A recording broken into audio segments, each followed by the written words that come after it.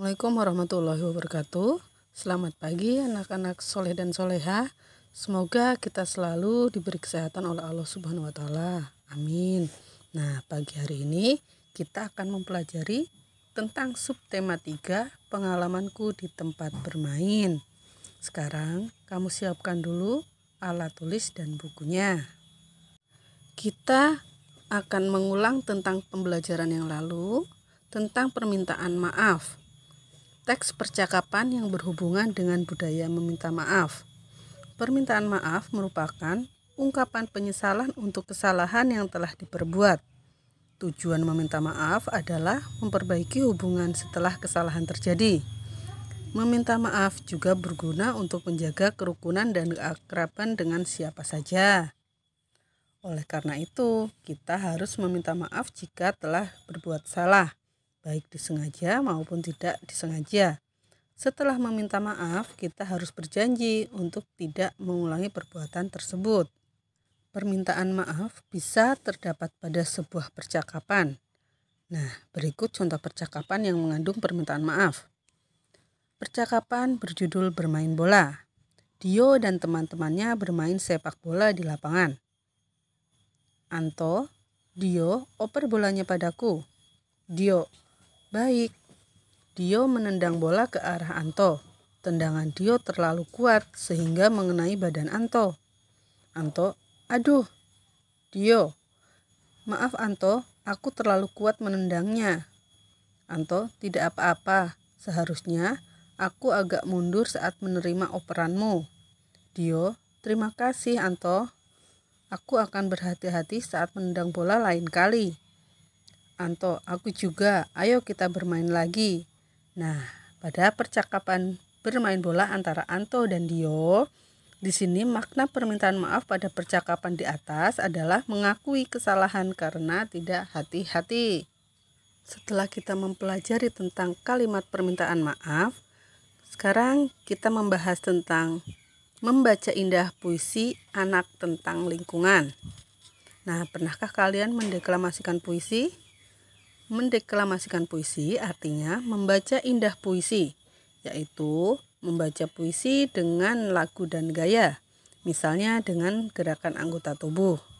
Saat mendeklamasikan puisi harus diperhatikan lafal, intonasi, serta ekspresinya harus tepat dan sesuai dengan isi puisi yang dibaca. Alam dan lingkungan merupakan tempat bagi semua makhluk hidup, baik manusia, hewan, tumbuhan, dan benda mati lainnya. Keindahan dan keadaan lingkungan dapat dituangkan lewat kata-kata yang indah dalam bentuk puisi. Nah, perlu diingat juga, dalam mendeklamasikan puisi harus disesuaikan dengan temanya. Ada berbagai macam tema puisi, misalnya sekolah, liburan, atau lingkungan. Mendeklamasikan puisi harus memperhatikan lafal, intonasi, dan ekspresi yang tepat seperti yang sudah kita bahas tadi. Sebelum mendeklamasikan puisi, kita harus memahami isi puisi tersebut.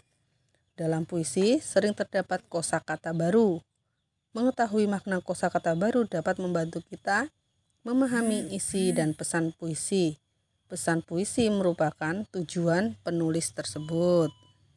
Beralih ke pengukuran satuan panjang, yaitu sentimeter dan meter. Untuk mengukur sebuah benda dengan benar, kita menggunakan alat ukur baku. Contoh alat ukur baku untuk panjang adalah meteran dan penggaris. Satuan untuk mengukur panjang ada dua, yaitu sentimeter dan meter. Hasil pengukuran menggunakan alat ukur baku selalu sama. 1 meter sama dengan 100 cm atau 1 M sama dengan 100 cm.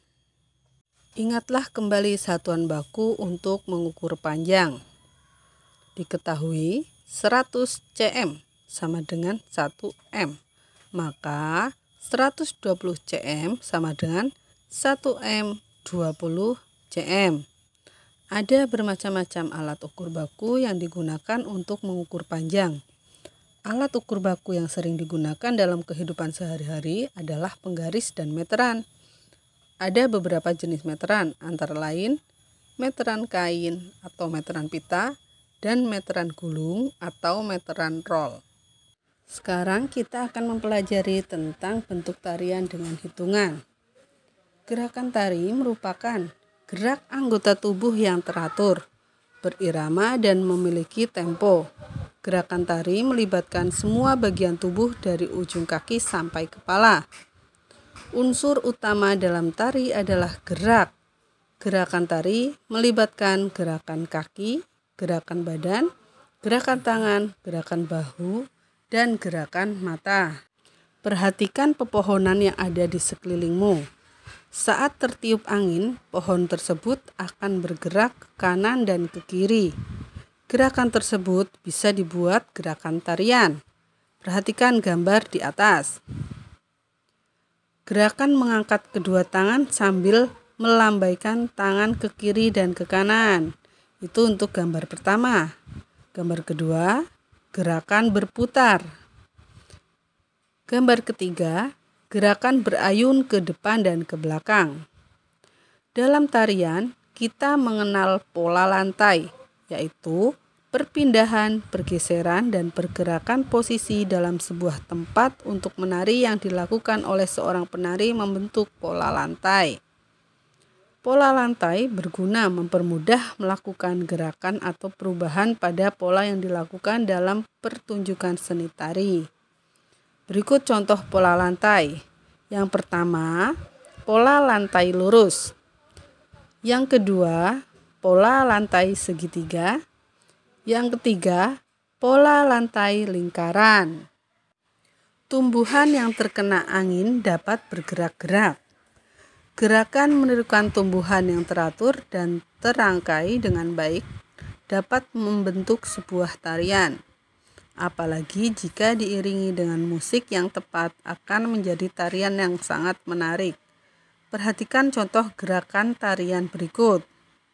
Nah, di sini ada contoh 8 gerakan tarian. Kamu amati. Dilanjut, kita membahas tentang contoh perilaku di sekolah yang sesuai dengan sila keempat Pancasila. Pancasila terdiri dari 5 sila. Sila keempat berbunyi, kerakyatan yang dipimpin oleh hikmat, kebijaksanaan dalam permusyawaratan perwakilan. Banyak perbuatan yang sesuai dengan sila ini. Berikut contoh perbuatan di sekolah yang sesuai dengan sila keempat Pancasila. Yang pertama, menyadari kesamaan hak dan kewajiban di sekolah. Yang kedua, melaksanakan musyawarah dalam mengambil keputusan di sekolah. Yang ketiga, tidak memaksakan kehendak kepada teman. Yang keempat, menghargai perbedaan pendapat ketika musyawarah. Dan yang kelima, menerima keputusan musyawarah dengan lapang dada. Pada sila keempat Pancasila, di sini dilambangkan dengan kepala banteng. Kamu bisa lihat pada gambar. Di situ ada gambar kepala banteng yang menunjukkan dari lambang sila keempat Pancasila. Nah, di situ pun tertulis contoh perbuatan yang sesuai dengan sila keempat adalah melakukan musyawarah untuk mengambil keputusan. Misalnya, jika kita di sekolah, musyawarah memilih ketua kelas. Sedangkan sila kelima Pancasila berbunyi keadilan sosial bagi seluruh rakyat Indonesia. Sila kelima ini dilambangkan dengan padi dan kapas. Sila kelima berhubungan dengan sikap keadilan. Berikut contoh perilaku di sekolah yang sesuai dengan sila kelima Pancasila. Yang pertama, berbuat adil dan baik terhadap semua warga sekolah. Yang kedua, menghormati orang lain. Yang ketiga, menghargai hasil karya teman. Yang keempat, tidak bersikap boros. Yang kelima, menerapkan hidup hemat. Sedangkan yang keenam, suka menolong orang lain.